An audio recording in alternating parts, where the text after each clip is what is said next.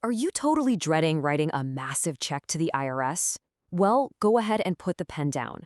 Today, we're going to completely demystify a process that usually fills people with absolute dread, which is paying the IRS. If you've ever felt completely overwhelmed by tax payments, you are exactly in the right place. We're going to walk step by step through how to navigate the IRS online payment system using their incredibly useful and completely free Direct Pay tool. Let's be honest, right? Just thinking about paying the IRS probably makes your heart rate jump a little bit. Dealing with tax balances can be highly intimidating, for sure. I mean, for decades, it basically went writing out physical checks, mailing them off into the void, and just crossing your fingers that they didn't get lost or delayed in the mail.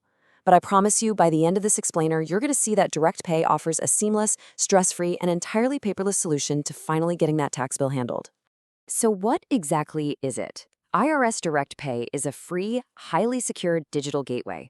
It uses bank-level encryption to let you pay your taxes directly from a checking or savings account.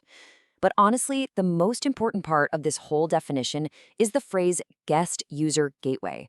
That is a huge deal. It means you don't have to jump through a million hoops creating some permanent account. There's no complex registration process, and you don't have to deal with annoying third-party multi-factor authentication systems like ID.me just to send the government your money. You literally just go to the site, verify your identity for that specific session, and pay. It's that simple. Okay, let's dive into this. Here is our structured journey for today. Number 1, meet IRS Direct Pay. 2, eligibility and restrictions. 3, starting your payment. 4, verifying your identity. 5, entering payment details. And 6, confirmation and next steps. Let's get right to it. Section 1, meet IRS Direct Pay, the secure digital gateway. To get started, you always want to ensure you're in the exact right place. Notice the official irs.gov portal URL. You simply navigate to irs.gov/payments and then select Direct Pay. Because you're going to be entering sensitive financial data, grounding yourself on the official secure.gov website is your absolute first step to a secure transaction. Double-check that URL. You know, the federal government is actively transitioning away from paper checks, and Direct Pay is designed to be the primary zero-fee digital replacement for everyday taxpayers. And hey, if you thought this was only for tiny tax bills, get a load of these numbers. Direct Pay securely processes payments up to a penny shy of $10 million. It also allows you to make up to 2 separate payments within a 24-hour period. So yeah, it has the robust capacity to handle almost any personal tax liability quickly, securely, and with absolutely zero hidden processing fees. Moving right along to Section 2, eligibility and restrictions. Who can use the portal? Because this is a guest portal that doesn't require an upfront login, the system kind of acts like a bouncer. Before we start filling out forms, here is who is locked out. If you're a first-time tax filer, or if you haven't filed a return in the last 6 years, unfortunately, you cannot use Direct Pay. Why? Well, because the system relies entirely on your historical tax filings to authenticate who you are, so no history on file means it can't verify you. Also, you've got to be using a U.S. bank routing number. If your funds are sitting in an international bank without a U.S. affiliate routing number, the system is just going to reject the transaction outright. Now, there is a super critical watch-out warning here for married couples.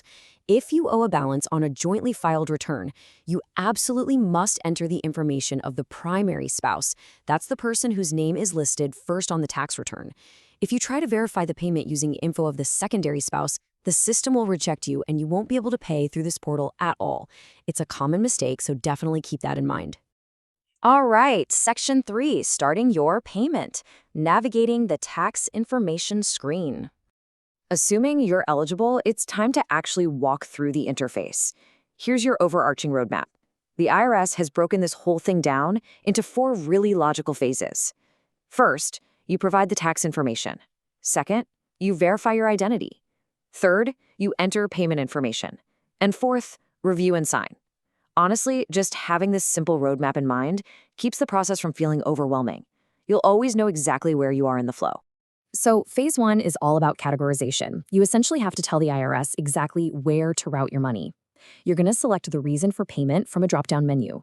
This could be a balance due, an extension, or an estimated tax payment. Once you pick the reason, the system intuitively updates the form type. For instance, if you select extension, the system automatically designates Form 4868 for you. Pretty smart, right? Finally, you select the specific tax year the payment applies to. Getting this right is absolutely crucial to ensure your hard-earned money clears the correct liability. Section 4. Verifying your identity. Avoiding the verification trap. Okay, listen up, because I cannot stress this enough. This is literally the most common point where users fail, get super frustrated, and get locked out of the system. Let's make sure that doesn't happen to you. The crucial point is captured right in the IRS manual. When you verify your identity, you choose a past tax return. You must enter your name, address, and filing status exactly as they appeared on that specific return. Let's say you moved last year, but you're verifying your identity against a tax return from 3 years ago. You cannot use your current address. You have to use your old address from that specific historical return. And actually, this leads us to a brilliant pro tip. The tax year you select for identity verification does not have to match the tax year you're actually paying for. It's a real game changer. Let's say you're paying a tax bill for 2024, but your 2023 return was super complicated and your address changed. You can basically tell the system, hey, apply this money to 2024, but to prove it's me, look at my tax return from 2021. It gives you the total flexibility to use the return you remember most clearly to prove your identity. Section 5. Entering payment details, routing the funds. So, you've categorized the payment, you've successfully proved your identity, and now the system officially trusts you. It is time to actually route the funds from your bank to the U.S. Treasury. Think about this number for a second, 365. That is the maximum number of days in advance you can schedule a payment using Direct Pay. You don't have to wait until tax day to log in. You can log in during January, do all your financial planning, and schedule your payment to be withdrawn months later, right before the deadline. It really puts you in complete control of your cash flow. Now, before you sit down to do this, gather these details so you're ready to go. You'll need the exact payment amount, the date you want it debited, your 9-digit U.S. bank routing number, your account number, and whether it's a checking or savings account. You're also going to be asked for an optional email address. I highly recommend providing it because it'll instantly send you an electronic receipt and a super helpful reminder 2 days before a scheduled debit. Almost done. Section 6. Confirmation and next steps. Making it official and keeping records. You've put all the data in, but the payment isn't complete just yet. We have to make it legally official. On the Review and Sign screen, you'll be presented with a summary of everything you've entered so far. Check those routing numbers really carefully. Then, you're going to be asked to provide a digital signature. Now, pay close attention to the legal weight of that click. By checking the signature authorization box, you are making a legally binding authorization under penalty of perjury. It literally carries the exact same civil and criminal enforcement standing as physically signing your name on a handwritten check. Once you sign and submit, you'll see a confirmation screen, and this is where strict document retention is entirely your responsibility. Remember how we said this is a guest portal? Because there is no persistent user account, once you close your browser, the system cannot retrieve your confirmation number for you. It's gone. You must print this page, save it as a PDF, screenshot it, or write the number down. If there's ever a dispute or processing error down the line, that number is your one and only proof. And that confirmation number is vital for another reason, because you only have up to 2 business days before the scheduled payment date to change your mind. You can use the Direct Pay Look Up a Payment tool to modify or safely cancel the transaction, but again, only if you have that confirmation number handy. So, are you ready to make your tax payment totally stress-free? Direct Pay really does put the power right back in your hands, allowing you to pay timely, avoid those nasty penalties, and skip the post office altogether. Now, while this explainer gives you the mechanical step-by-step to use the system, always remember to consult a qualified tax professional for personalized advice regarding your specific tax liabilities. But tell me this, now that the IRS has given you the power to instantly clear your debt securely right from your living room, isn't it time to finally shred that checkbook for good?